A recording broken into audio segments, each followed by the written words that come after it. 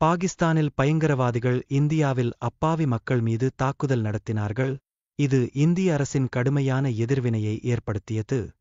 இந்திய அரசு நாட்டின் பாதுகாப்பை உறுதிப்படுத்தும் நடவடிக்கைகளை எடுப்பதில் தீவிரமாக உள்ளது. இதனால் பாகிஸ்தானின் நிலைமை மிகவும் மோசமாக்கப்படுகிறது.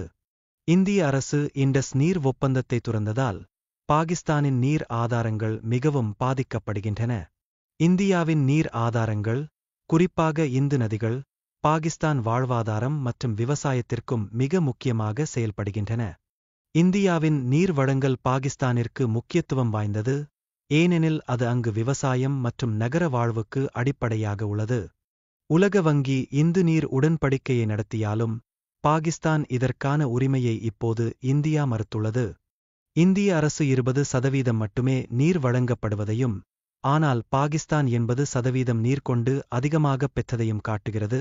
இது நீர் சமவாயத்தைப் பற்றி பெரும் பிரச்சினையை உருவாக்கியுள்ளது.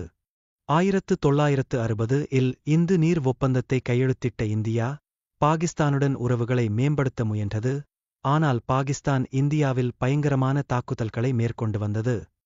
இந்தியா தற்போது தனது ஆற்றில் அணைகள் கட்டுவதற்கான நடவடிக்கைகளை எடுத்துக்கொள்கிறது. இதனால் பாகிஸ்தானுக்கு நீர் வழங்கல் குறைந்துவிடுகிறது. பாகிஸ்தானின் 90% விவசாய நிலத்திற்கு நீர் கட்டாயமாக தேவைப்படுகிறது.